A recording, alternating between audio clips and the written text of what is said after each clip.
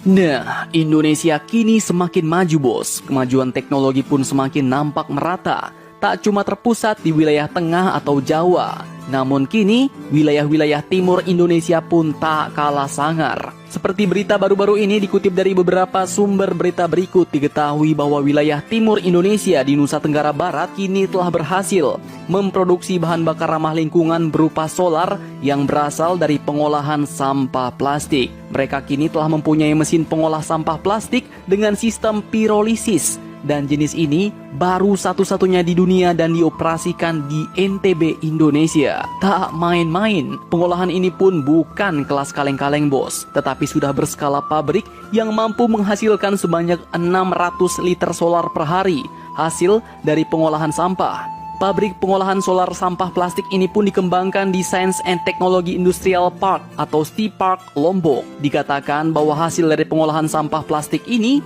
akan menghasilkan geodiesel atau solar yang setara dengan Dexlite yang berstandar Euro 3. Nah, pada hari Sabtu 29 Mei 2021 kemarin pun pabrik ini telah diresmikan langsung pengoperasiannya oleh Wakil Gubernur Nusa Tenggara Barat yaitu Ibu Siti Rohmi Jalilah. Kemudian Direktur dan Project Manager PT Geotrust Management Andrew Sinclair pun mengatakan bahwa pabrik ini telah dilengkapi dengan mesin berbobot 2 ton yang mampu mengolah sampah plastik sebanyak 1 ton menjadi 400 sampai dengan 600 liter solar per harinya. Mesin ini pun beroperasi selama 8 jam dan memanfaatkan tenaga PLN. Akan tetapi dalam waktu dekat pihaknya pun juga akan menghadirkan mesin berkapasitas 2 ton di tempat pembuangan akhir atau TPA sampah Kebun Kongo dengan kapasitas 12.000 liter solar dalam sehari, memanfaatkan tenaga listrik dari gas metan di TPA sebagai bahan bakarnya bos. Nah, dengan pabrik ini Nusa Tenggara Barat kini dapat membuat solar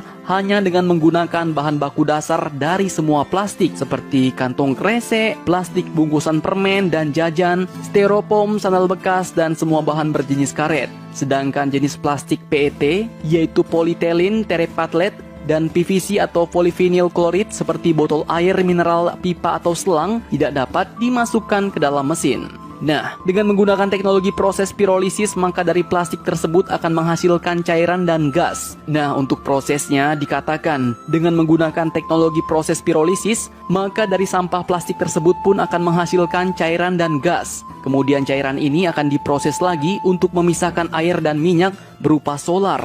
Bahkan sisanya dari proses plastik dapat digunakan untuk bahan baku aspal dan ban. Sedangkan sisa gas di tangki filtrasi dapat disaring dengan keramik sehingga udara yang keluar dari proses ini dapat bersih tanpa polusi. Untuk bahan bakunya mereka pun tidak khawatir lagi bos, karena sudah bekerja sama dengan bank sampah di NTB, termasuk sumber daya seperti perumahan-perumahan dan lingkungan tempat tinggal masyarakat sudah dikoordinasikan semua. Nah, mantap kan?